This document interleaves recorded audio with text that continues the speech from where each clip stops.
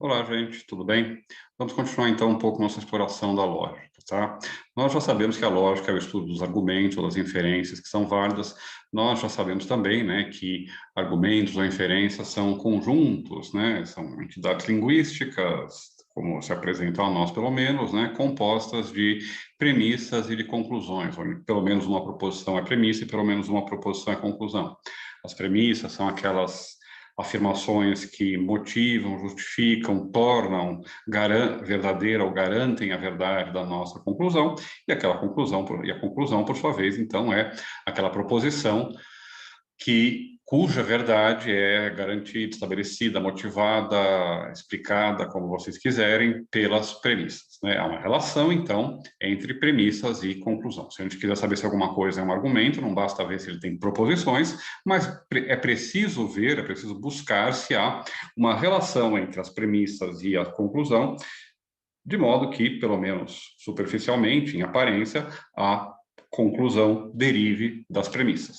Um argumento ruim, em que, de fato, a conclusão não deriva das premissas, nesse sentido que a gente está falando, ainda é um argumento, embora tecnicamente não deveria ser, né? Mas a gente vai agora usar argumento em um sentido mais amplo, né, que inclui esse conjunto de frases declarativas no português, né, ou em qualquer outra língua, a gente está trabalhando em português, onde existem pelo menos uma premissa e uma conclusão.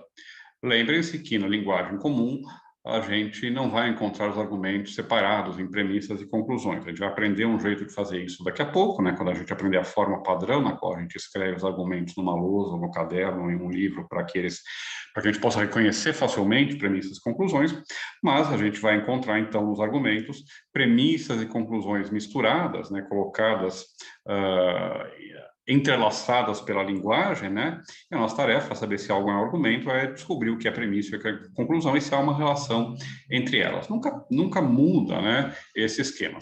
Para saber se algo é um argumento, a gente tem que verificar, se ele é composto de proposições, isto é, de sentenças declarativas da língua portuguesa. Se não for feito de xingamentos, imperativos, perguntas, né, pelo menos na forma em que está, não é um argumento, embora a gente vai ver alguns exemplos que pode se transformar em argumento se há uma pergunta retórica ou não. Então, primeira coisa, né, ver se ele é composto de proposições. Segunda coisa, ver se essas proposições possuem alguma relação entre si e se a gente pode, então, chamar alguma, pelo menos uma de premissa e alguma, né, pelo menos uma de conclusão. Vamos fazer o exercício do Note, que é o exercício que é o primeiro exercício do livro, né, para justamente treinar o reconhecimento de argumentos, né, e aí a gente vai poder, então, discutir um pouco as proposições também.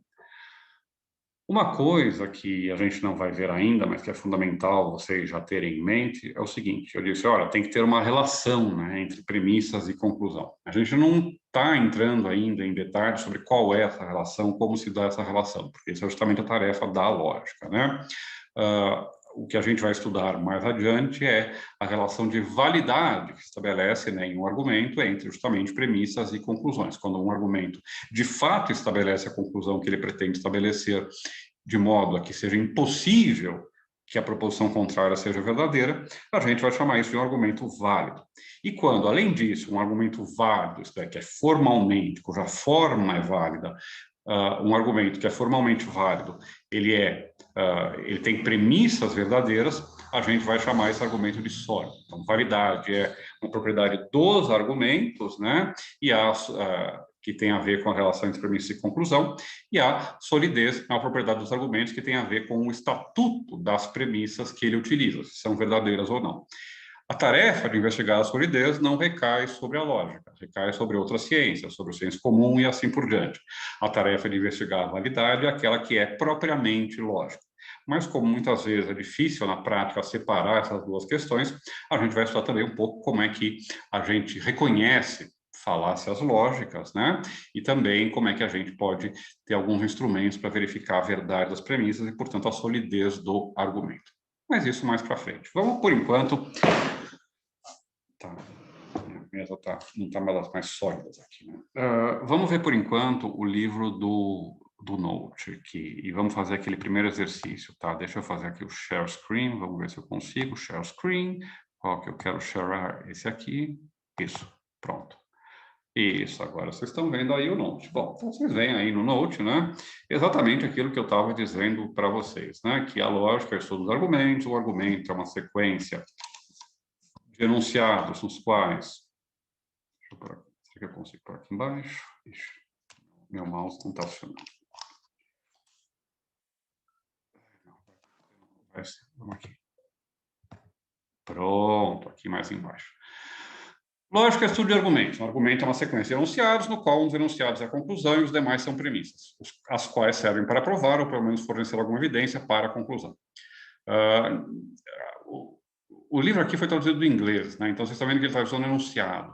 Em português, a gente não tem um vocabulário lógico ainda totalmente estabelecido, né? Que todos os estudantes e professores de lógica utilizem, mas a gente consegue se entender, tá? Então, por enquanto, quando vocês encontrarem enunciado, sentença, frase, podem considerar mais ou menos a mesma coisa. Todas elas são expressas por aquilo que eu chamo de proposição. Proposição, vocês lembram aquele objeto abstrato, né, que não faz parte do mundo real, digamos assim, físico ou material, né, e que não está em relações causais com esse mundo, mas que é aquilo que corresponde ao sentido de uma sentença ou aquilo que pode ser verdadeiro ou falso. Enunciados, sentenças, frases declarativas do português ou de qualquer língua expressam proposições e assim indicam proposições, né? Fazem referências a proposições, mas não são elas próprias proposições. Mas tudo isso por enquanto, não é essencial. E vejam o argumento com o qual ele começa, né? A nossa famosa morte do Sócrates: todos os homens são mortais, Sócrates é homem, portanto, Sócrates é mortal. Por que todos os professores de lógica utilizam esse argumento mundo afora, planeta afora? Porque é muito fácil descobrir aqui se trata de um argumento ou não, e também quais são as premissas, qual é a conclusão, né? Todos os homens são mortais, Sócrates é homem, portanto, Sócrates é mortal. É óbvio que a mortalidade de Sócrates é uma decorrência do fato de que todos os homens são mortais e do fato de que Sócrates é homem, tá? Se eu sei apenas que Sócrates é mortal, eu não posso saber se ele é homem, também não posso saber se todos os homens são mortais. Se eu digo Sócrates é mortal, pode ser verdadeiro que isso pode ser verdadeiro se Sócrates é uma tartaruga, né? Ou uma ameba, né? São mortais, podem morrer, né? Bom, isso não me diz que ele é homem. Há coisas mortais que não são homens. E também não me dá, obviamente, nenhuma informação sobre a mortalidade ou não dos homens, porque quando eu digo Sócrates é mortal, se eu não sei que Sócrates é homem, eu não tenho como concluir nada sobre a mortalidade dos homens. Mesmo que eu soubesse que Sócrates é homem e mortal, isso não me permite concluir, né, que todos os homens são mortais. Pode haver homens que são imortais, né, e que não são Sócrates. Bom, mas se eu sei que é verdade que todos os homens são mortais, e se eu sei que é verdade que o Sócrates é homem, então eu também tenho que admitir a verdade de que Sócrates é mortal, né? É impossível, sob pena de contradição, sob pena de dar um bug, né? Defender ao mesmo tempo que todos os homens são mortais, que Sócrates é homem e que, portanto, Sócrates não é mortal ou é imortal, né? Vocês vejam que há um choque, um conflito. Embora, né, as pessoas não costumem perceber os conflitos entre as afirmações que elas fazem na vida cotidiana, o que a lógica nos ensina, nos treina né, é justamente ser capaz de reconhecer essas contradições, né, esses não se seguem também, que a gente ouve o tempo todo na nossa linguagem cotidiana. Bom, mas vamos em frente. Vamos lá fazer o exercício do nosso amigo Note aqui. As premissas, conclusão e argumento são sempre enunciadas proposições, isto é, significados ou ideias expressáveis por sentença declarativa. Estou fazendo aqui numa linguagem diferente, mais ou menos a mesma coisa que eu disse para vocês a respeito de proposições. Mas vamos parar, né, de prolegômenos e vamos direto ao nosso exercício. Então, a tarefa, né, e esse exercício normalmente é feito em sala de aula, né, demora um certo tempo, mas vamos tentar fazer ele aqui dizendo tudo, pelo menos dizendo tudo aquilo que é importante, né? Eu peço para vocês fazerem, então se vocês quiserem, antes de continuar o vídeo, vocês podem parar e tentar responder esse exercício que está lá no livro do Note, né? Tudo bem? Se quiserem, podem fazer isso. Pausa agora, voltaram, pronto. Então tá. Vamos lá, vamos ler esse primeiro aqui. Deixa eu ver se eu consigo acertar esse mouse aqui para ele funcionar. Opa, está funcionando com o mouse melhor. Vejam aqui, né? Ele é leão, pois nasceu na primeira semana de agosto. Isso aqui é um argumento? Tem muita gente que diz que não, né? quando a gente começa com isso, né? Porque não estão acostumados ainda a reconhecer. Uma coisa que é interessante, né? É que opa, cadê? Não é isso que eu quero. Vamos voltar lá para cima. Uma coisa que eu não falei para vocês, lá no exemplo do Sócrates, é que a gente também sabe qual é a conclusão desse exemplo do Sócrates, porque, vejam, tem aqui uma palavrinha que é portanto. E esse portanto é o que a gente chama justamente de um indicador de conclusão. Depois do portanto, o que costuma vir é uma conclusão. Se eu encontro um portanto em um texto, o que costuma vir é uma conclusão. Nesse capítulo mesmo do Notes, se eu não me engano, um pouquinho mais para frente, vocês têm lá uma lista de indicadores de premissa e de indicadores de conclusão. E no exemplo do sujeito que nasceu em agosto, existe também aqui um pois, tá? E o pois também é um indicador de alguma coisa. Só que ao contrário de portanto, que normalmente é seguido por uma conclusão, o pois indica uma premissa, é a razão pela qual você está dizendo algo, fazendo algo, afirmando algo, né? Eu peguei o guarda-chuva, pois estava chovendo. Não é porque você pegou o guarda-chuva que choveu, mas é porque chovia que você pegou o guarda-chuva, né? O pois indica a razão para você pegar o guarda-chuva. Então, quando eu digo pois, o que eu tenho normalmente depois é uma conclusão. Então, quando eu digo uma premissa, né? Então, quando eu digo ele é leão, pois nasceu na primeira semana de agosto, a gente tem um argumento, a gente vai ter um argumento, e a conclusão é ele é leão, e a premissa é nasceu na primeira semana de agosto.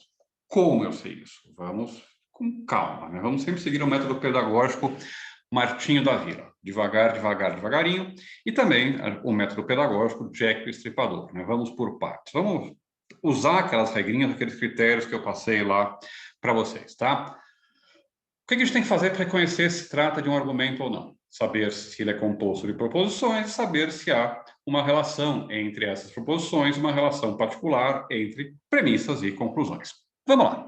Ele é leão é uma proposição, é uma afirmação declarativa, uma coisa que pode ser verdadeira ou falsa? Sim, é. Eu estou dizendo, esse sujeito aqui é de leão, o signo dele, zodiacal, é leão, né? E isso pode ser verdadeiro ou falso. Se ele nasceu em novembro, né? Ele é de escorpião, acho que é o único signo que eu sei porque é o meu, né? E se ele nasceu em algum outro mês, lá, agosto, né? Ele é de outro signo, ele é de leão. Então, é uma proposição, porque é uma afirmação, uma sentença declarativa, que diz algo sobre o mundo e que pode ser verdadeiro ou falso. E vejam a segunda afirmação que tem aí, aquela que vem depois do pois, vamos reconstruir ela só com afirmação, ele nasceu na primeira semana de agosto. Isso é uma proposição? Sim, é uma proposição. Por quê? Porque é uma afirmação sobre o mundo que pode ser verdadeira ou falsa. Ou ele nasceu na primeira semana de agosto, ou ele nasceu em alguma das 51 outras semanas que há no mês. Pode ser verdadeiro, pode ser falso. Até agora, tudo bem, nosso checklist está completo. O que a gente tem que ver agora é, são premissa e conclusão? Tem uma relação entre elas? Claro que tem. O nosso signo zodiacal é determinado, né, pela nossa data de nascimento. Então, se eu sei a data de nascimento de alguém, eu posso afirmar o seu signo. Veja, então, se ele nasceu na primeira semana de agosto, então isso implica que é verdadeiro, é necessário que ele seja do signo de Leão. Então, não só é um argumento, como é um argumento válido. Mais que isso, a gente pode transformar isso em um argumento que é dedutivamente válido. A gente vai aprender isso um pouco mais para frente, para separar argumentos dedutivos e indutivos, mas ele é um argumento perfeitinho, tá? Ele é válido e, aliás, dedutivamente válido, tá certo? Veja algumas coisas interessantes a respeito desse exemplo. E se eu mudasse aqui? Se eu invertesse a ordem das frases e colocasse depois do pois ele é leão e antes ele nasceu na primeira semana de agosto. Seria um argumento? Sim, seria. Tem uma relação entre a data, né, de nascimento e o signo. Mas não seria um argumento válido, não seria um argumento bom. Por quê? Porque o sujeito que pode ser de leão, vamos ver se eu não falo em bobagem sobre o horóscopo, né? Ele pode ter nascido desde o dia 21, normalmente é isso, ou 22, deve ser, termina no dia 21, começa 22, né? Do dia 22 de, o que vem antes de agosto? Julho, né? Até o dia 21 de agosto. Então, se ele nasceu na última semana de julho, se ele nasceu nas duas últimas semanas, na segunda e na terceira semana de agosto, né, o que a gente tem é uma situação diferente, né? Do fato, são possibilidades diferentes, melhor dizendo, né? A gente tem pelo menos 4 possibilidades, né? Ele pode ser de 4 semanas diferentes. Então, se eu sei que ele é de Leão, eu não sei que ele nasceu na primeira semana de agosto. Eu sei que ele nasceu entre tal e tal data, mas não sei em qual das semanas. Mas é um argumento, alguém pode usar isso, é um indício fraco, mas não é totalmente rejeitável, tá certo? Mas vejam como nem sempre a gente pode fazer essa inversão, tá? Outra coisa, né? Tem mais alguma coisa de interessante nesse exemplo? Sim, tem uma coisa que é interessante. Me dizem às vezes, não é um argumento porque está dizendo que é leão é também um animal, então pode ser ambíguo e assim por diante, né? Bom, pode até ser, né? Mas veja, o primeiro leão está marcado com uma maiúscula que separa um do outro, né? Então, supostamente, ele não está falando dos leões, né, de ser um leão, mas ser do signo de leão, né? E segundo, né, qualquer pessoa com bom senso consegue fazer essa ambiguidade, né? A gente está falando do data de nascimento, então a gente está falando dos signos do zodíaco, né? É uma preciosidade, mas ela não atinge o cerne do argumento. Tudo bem, gente? Vamos para o segundo, né? No segundo, a gente tem como a economia pode ser melhorada. O déficit comercial está crescendo todo dia. Vamos fazer o nosso teste. É um argumento, a primeira coisa que a gente tem que ver é se ele é composto de proposições. E veja, a primeira sentença, a primeira frase que a gente tem aí, ela não está no modo declarativo, né? Ela está no modo interrogativo, é uma pergunta. Como a economia pode ser melhorada? Interrogação, diria saudoso Valônia. Bom, mas isso é o que a gente chama de uma pergunta retórica, né? Quando o pai fala para o filho, como você quer passar de ano com essas notas, né? Ele não está perguntando para o filho, né, como é que ele vai fazer passar no ano com notas em vermelho. Está dizendo, olha, você não passará de ano com essas notas e, portanto, você tem que estudar. Mas são perguntas retóricas, perguntas que escondem uma afirmação. Então, embora formalmente, né, do jeito que está aí, não é materialmente, digamos assim, do jeito que está aí, não seja um argumento, se a gente desfizer essa pergunta retórica, transformar ela em uma declaração, a gente tem um argumento. A economia não pode ser melhorada, pois o déficit comercial está crescendo a cada dia. É porque o déficit comercial está crescendo a cada dia, premissa, né, que, conclusão, a economia não pode ser melhorada, né? E como é que eu sei qual é a premissa e qual é a conclusão? Posso tentar trocar, inverter a posição e ver se faz sentido. E não faz, vejam, né? Do fato de que a economia não pode ser melhorada, eu não posso concluir que o déficit comercial está crescendo todo dia, né? Uma economia pode estar em crise, pode estar precisando ser melhorada por várias razões diferentes que não incluem o déficit comercial. Ela pode estar, por exemplo, numa estagnação terrível ou numa recessão terrível, né? Vendendo menos, comprando menos, então o déficit não cresce, né? Mas a economia, obviamente, não está boa, né? Então, do déficit comercial estar crescendo todo dia, a gente pode inferir que a economia não pode ser melhorada. Mas do fato de que a economia não pode ser melhorada, isto é, que ela está numa situação muito ruim, a gente não pode necessariamente, embora possa ser verdade, normalmente até vai ser, né, que o déficit comercial está crescendo a cada dia, né? Então, a gente percebe que aí a premissa, se eu tiver com sentido as proposições, né, que a premissa é o déficit comercial está crescendo a cada dia, logo a economia não pode ser melhorada, tá? Logo indicador de conclusão, fazendo a mesma frase usando o indicador de premissa, né? A economia não pode ser melhorada, pois o déficit comercial está crescendo a cada dia, tá? Ok?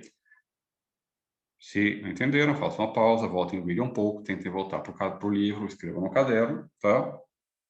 Ok? Vamos para a próxima. Eu não quero ir para a cama, mamãe. O filme ainda não acabou. É um argumento Se as pessoas me respondem, os alunos às vezes respondem, não, porque é o que o aluno quer, né? É o desejo dele, não é premissa, ou isso é só a manha do filho, né? Não, é um argumento. Você pode achar que não é um bom argumento, mas é um argumento. A gente tem duas proposições e a gente tem uma relação entre as duas em que uma implica a outra, em que uma motiva a outra a ser verdadeira.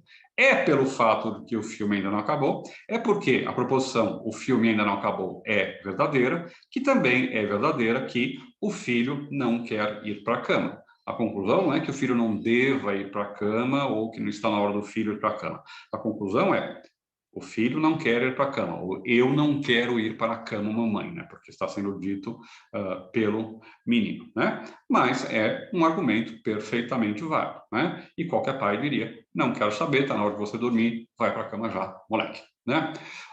Bom, mas o ponto é que é um argumento, tá? Esse aqui é outro que é interessante, porque também as pessoas, num primeiro momento, costumam errar ou ter dificuldades, pelo menos, tá? O edifício estava em ruínas, coberto de fuligem marrom numa região abandonada. A fuga dos ratos ressoava pelos corredores, né? As pessoas muitas vezes falam, sim, é um argumento, né? Porque lugar desse tem rato e assim por diante. Mas o ponto é que pode ter, né? Mas a verdade de uma afirmação não implica que a outra seja verdadeira também. Mesmo que seja verdade uma coisa, não é necessário que a outra seja verdadeira. Nesse momento, o que vocês podem fazer para treinar isso é imaginar: é possível um cenário em que uma afirmação seja verdadeira e a outra falsa? Se for, então, uma coisa não se segue da outra, tá? E não é se segue de modo defeituoso, como lá naquele exemplo onde inverteu o leão e ser de agosto, né? Não se segue de jeito nenhum, né? As duas não têm mesmo relação, a não ser muito arbitrariamente, tá? Então vejam essa. O edifício estava em ruínas, coberto de fuligem marrom numa região abandonada. A fuga dos ratos ressoava pelos corredores, né? Há uma relação entre a primeira afirmação e a segunda? Ou entre a segunda e a primeira, em que uma implica a outra? Vamos ver, né? Imaginem que é verdade que o edifício estava em ruínas, coberto de fuligem, numa região abandonada. Isso implica, torna verdadeiro, é necessário por causa disso que estão ratos correndo no corredor e a gente escute a fuga deles? Não, né? Pode ser que o prédio seja em Chernobyl, né? Um lugar onde explodiu uma bomba atômica e não há mais nenhum tipo de vida. Está justamente abandonado porque toda a vida foi eliminada num raio de 500 quilômetros. Né? Então, o edifício está lá, coberto de ruínas, né? Numa região abandonada, né? Obviamente, coberto de fuligem, porque tudo pegou fogo, né? Mas não tem rato porque não tem nada, tá? Tem barato, não tem rato. E o contrário, né? Vamos pensar, é verdadeiro que a fuga dos ratos ressoava pelos corredores, né? Pode ser. Agora, da verdade disso se segue, isso implica que o edifício estava em ruínas, né? Vocês podem até estar associando as duas coisas agora, vocês estão imaginando, né, um prédio abandonado com os ratos correndo pelos corredores, né? Aqueles galpões que os gangsters americanos usam para matar as pessoas em filmes de Hollywood, né? Mas vejam, tá? Imagine que alguém chega para vocês e fala: olha, hoje de manhã, sabe o que aconteceu comigo? Eu escutei a fuga dos ratos ressoando pelos corredores. A fuga dos ratos ressoava pelos corredores de onde eu estava. A primeira reação de vocês não vai ser falar: olha, eu sei onde você estava. Você estava em um edifício em ruínas, coberto de fuligem marrom, numa região abandonada, né? Não, vocês vão pensar em um monte de coisas diferentes. Ele podia estar no depósito de um supermercado, ele podia estar no lixão, ele podia estar no lixão, acho que não tem corredor, né? Ele podia estar, sei lá, na casa, porque tem uma vazão de ratos, né? E assim por diante, né? Uma coisa não segue da outra. O que a gente tem aí é uma descrição, são afirmações, né, que estão juntas, mas que não se seguem uma da outra, ok? Vamos para a próxima. Vejam só. As pessoas talentosas como você deveriam receber uma educação superior. Vá para a faculdade. Tá? Isso aqui é um argumento. Espera aí que vou ter que dar uma pausa aqui. Como é que eu levanto isso aqui? Vamos ter que fazer stop share. todos. Aqui achei.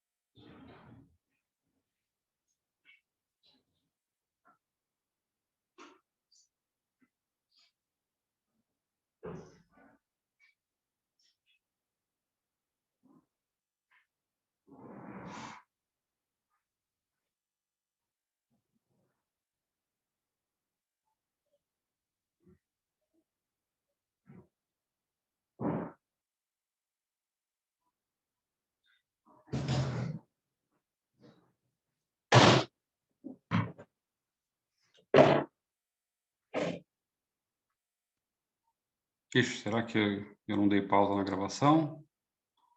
Não, acho que eu não dei pausa no... Ixi. Vamos ver se vocês estão gravando isso aí, né? Espero que estejam. Resume share. É para... Tá pegando. Bom. As pessoas talentosas como você deveriam receber uma educação superior, vá para a faculdade. É uma proposição? São proposições? Não, do jeito que está, não são, né? Porque a gente tem uma ordem ainda. Vá para a faculdade, imperativo, né? Mas, obviamente, é uma proposição. Você deveria ir para a faculdade. Há uma relação entre as duas? Há uma relação entre as duas. As pessoas talentosas como você deveriam receber uma educação superior. As pessoas talentosas deveriam receber uma educação superior, é uma proposição que pode ser verdadeira ou falsa. E você deveria ir para a faculdade também, né? Há uma premissa que está suprimida aí, ou pelo menos uma premissa que a gente poderia exprimir, melhor, não está suprimida, mas a gente poderia exprimir em uma frase diferente, né, para ficar mais claro o sentido. As pessoas talentosas deveriam receber uma educação superior, você é uma pessoa talentosa, logo você deveria receber uma educação superior, você deveria ir para a faculdade, né? Bom, vamos para... Eu vou deixar as últimas para vocês fazerem, tá? E ver, antes, só para não dizer, né, para dar algumas informações para vocês, né, se vocês notaram uma coisa interessante, vejam esse exemplo aqui, tá? Ele está respirando e, portanto, está vivo. Nessa aqui, vejam, a gente pode supor, né, que quem está vivo está respirando e quem está respirando está vivo, tá? Pode ter algum outro caso limítrofe lá, de morte cerebral, sei lá o quê, ou, enfim, alguns segundos, né, ou minutos em que isso não seja verdadeiro. Vamos deixar isso de lado, vamos supor, né, que é verdade que quem está vivo respira, ou quem respira está vivo, tá? Nesse caso, é difícil saber qual é a premissa e qual a conclusão. A gente tem que olhar se tem alguma palavra, né, e ver o que ela nos diz sobre qual é a premissa e a conclusão. Aí está, ele está respirando, portanto, ele está vivo, tá? Poderia ser o contrário, ele está vivo e, portanto, está respirando, né? Aqui funciona, a gente pode inverter os dois lados, né? É um caso de um condicional em lógica de cálculo de predicados, né, que a gente chama de um bicondicional, né? Se uma é verdadeira, a outra é verdadeira, e se uma é falsa, a outra também é falsa, tá? Eu sei somente se uma proposição é verdadeira, sei somente a outra é verdadeira, e, portanto, se uma é verdadeira, a outra é falsa e vice-versa, né? Bom, esse é um caso interessante, tá? Bom, é isso, vamos ficar por aqui com essa liçãozinha aqui, tá? Vejam no livro e percebam que também no livro tem as soluções, tá? Para quem tiver dificuldade, pode ir lá ver as soluções. Como eu disse para vocês, eu uso esse livro porque basicamente vocês conseguem estudar sozinhos, né? Porque tem as soluções de vários exercícios no livro, coisa que nenhum outro livro que eu conheça tem, pelo menos não nessa proporção, tá ok? É isso. Beijo para vocês, se cuidem, tá? Vamos daqui a pouco continuar. Stop share. Stop recording.